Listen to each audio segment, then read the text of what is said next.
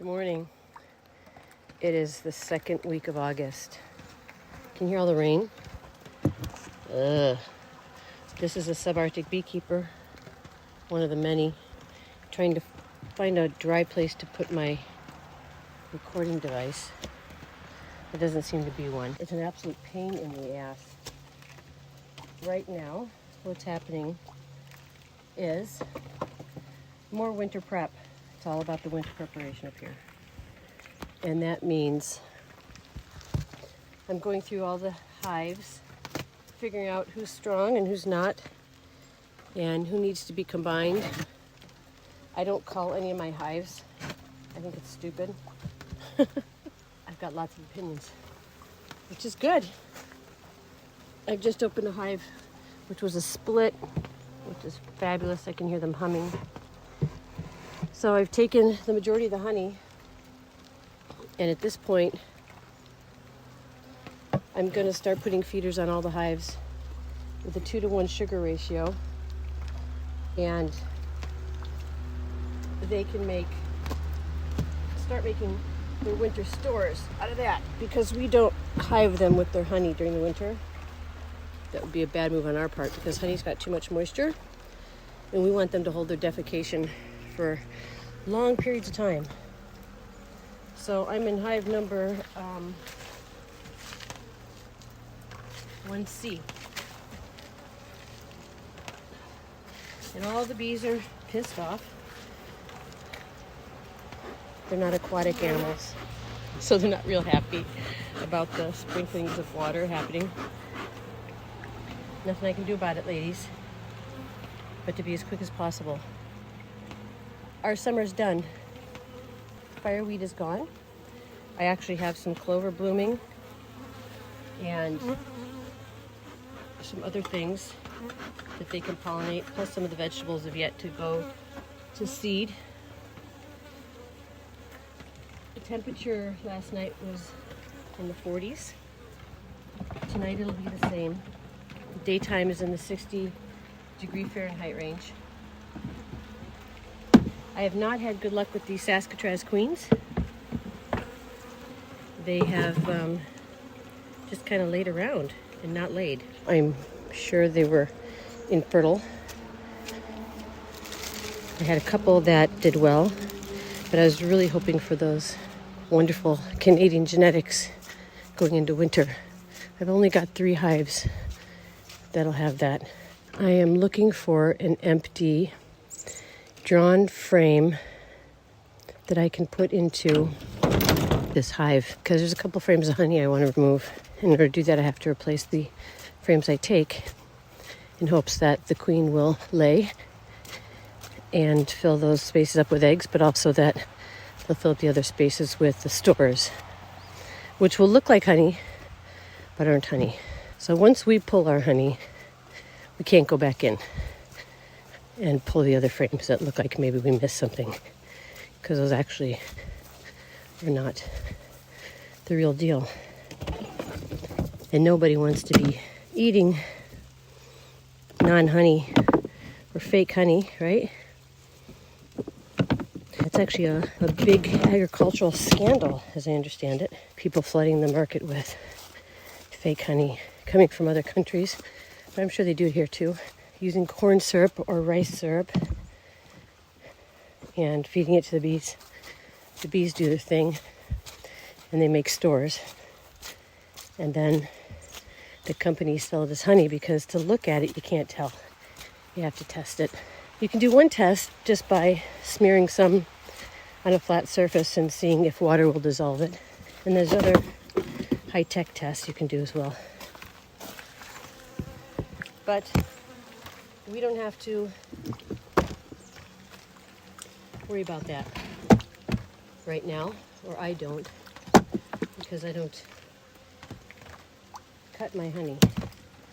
Like one woman asked me at the market, "You cut your honey?" And I thought, I cut my honey? What does that mean? And she said that she had bought honey from someone else at our market and tested it, and part of it was not honey. What a disappointment that must have been. Word of mouth goes a long way up here. in the north. Word got around that that woman was cutting her honey, therefore selling bad product. Bad product alert. So her reputation's done. No trust. Trust is earned with consistency, distrust with inconsistency. So you screw up once, and everybody's going to remember it. Actually, weirdly, this area is also kind of a forgiving area. People screw up all the time. And then they redeem themselves. But I don't know if you could redeem yourselves from selling honey that's been cut with something else.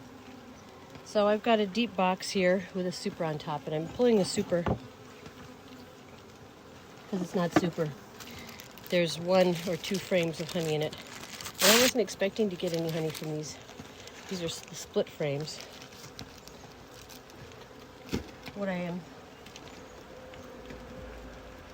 doing right now, or what I have done, is opened up the deep box, taken the lid off, and there are some bees up in this honey super box. Bless their hearts, they're trying. I want to get them into the deep box, so I'm just going to pull out the frames from the super one by one to give myself some working space and shake those bees off into the deep so that all the bees are concentrated into one box. It'll be easier for them to keep warm. When I winter my bees, I winter them in one box anyway, so they'll be all ready.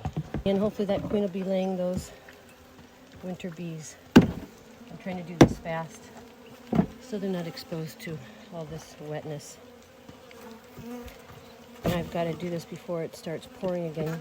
The last 2 days, it has just doused us.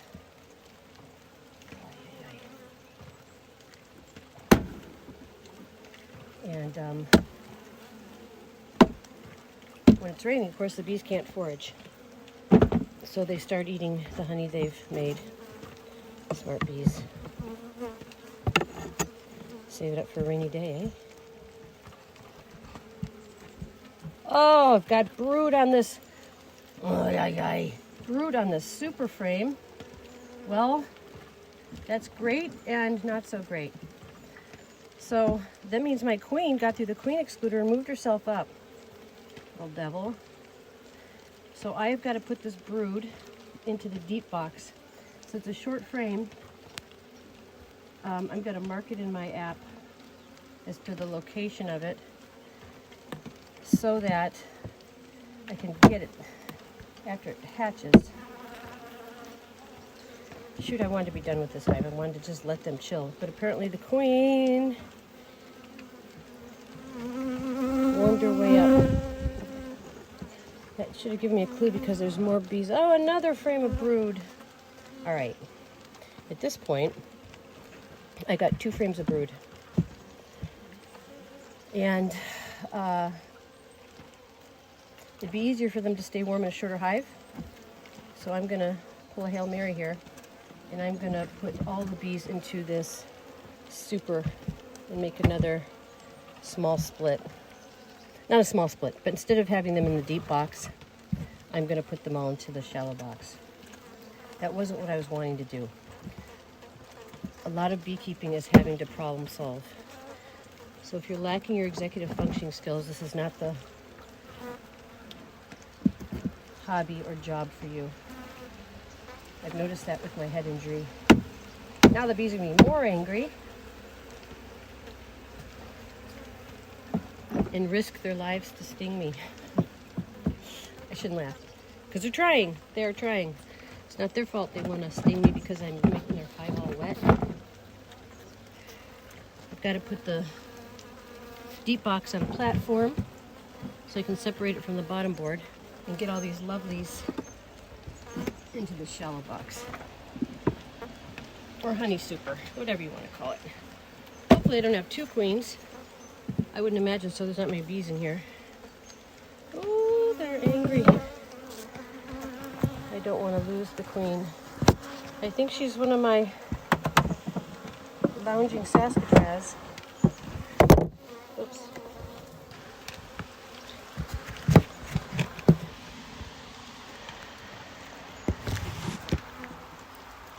So I always have an extra lid with me so that I can set my boxes on a lid so I'm not losing any bees. And that's what I just did. So now I'm just moving through the frames of the short box. More brood. This is great.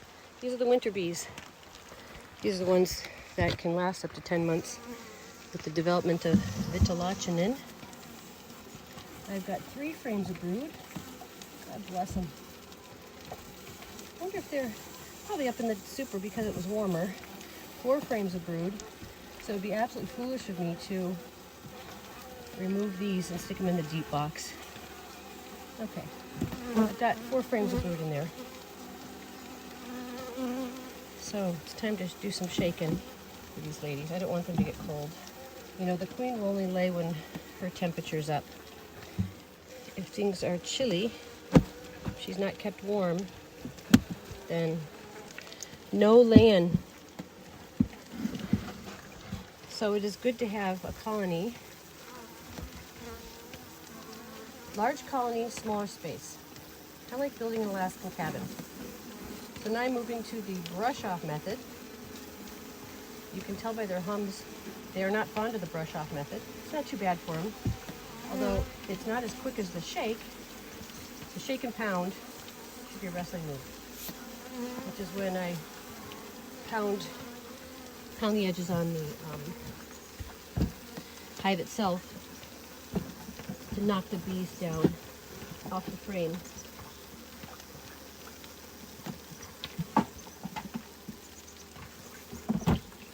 I've got my empty deep next to me where I'm storing the frames that I'm pulling, both honey and non-honey.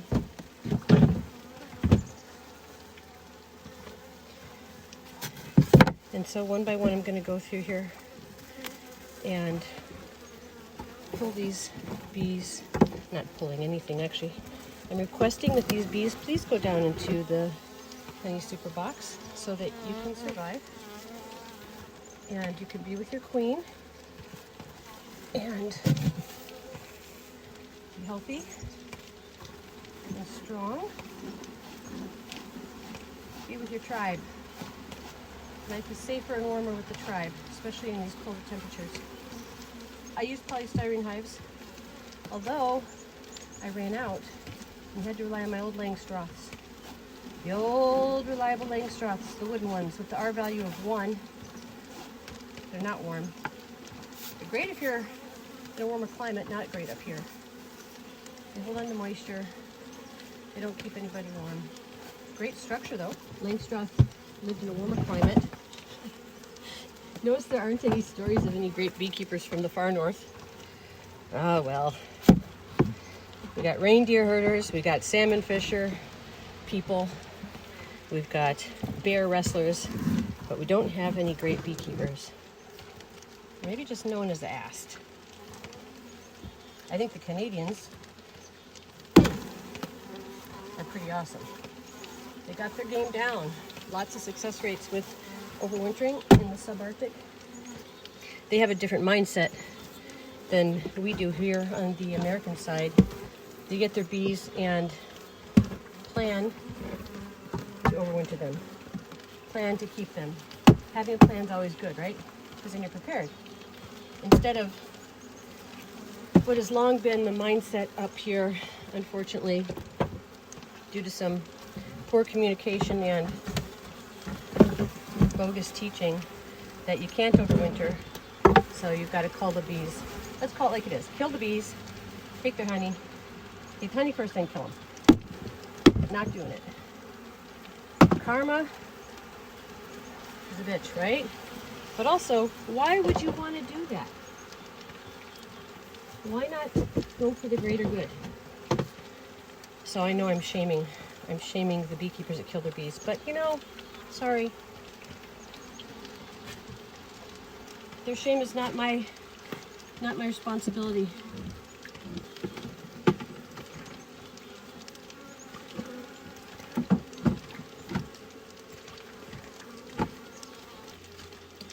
Anyway, I had to go get some extra super frames. So good frame, doesn't it? Super frame. I had them at the other apiary. So I had to run across the yard to get them. I'm loading them in. And I'm going to put a feeder on top of this box. And I'm going to now feed them a mixture of 2-to-1 sugar syrup. I'm also adding an open pollen feeder out front of their hive that they can access without getting wet. That way they store it in their pollen pockets, take it back to the hive, and, you know, do their thing. That's the thing about the pollen patties that I talked about a few podcasts ago, is that when they take a pollen patty, they have to ingest it first before they can use it. Whereas an open feed, they do not have to ingest it first. They put it in their pollen pockets, take it into the hive, and store it in the empty comb like they would pollen from a flower. Isn't it wonderful that there's a creature that makes something so spectacular out of flowers? Flowers are just wonderful in their own right. Back to the topic at hand. I've got a lot of things going on here. If you could see it, it would look like a bit of a mess. I've got a lid here. Bees that are... What the frick is going on, lady? And then I've got my feed, and I've got empty frames and full frames and an extra lid. I continuously lose my, let's say, displace my hive tool. Oh, thank goodness. The lid is on. Bless their little hearts. The lid is on, so they're not going to get wet, which is great. Their ordeal is done with. I've got to clean up and move to another hive in the other apiary. Fill this feeder. They can get busy keeping each other warm. And that queen, who's doing a wonderful job of laying, finally took her 2 weeks to come out of her cage, even though her cage was open. I can see that the Canadian queens are not so excited about coming to the American hives. Sorry. On that note, take care of yourself, take care of your bees, prepare for winter, and we'll talk soon. Everything is copyrighted and all rights reserved.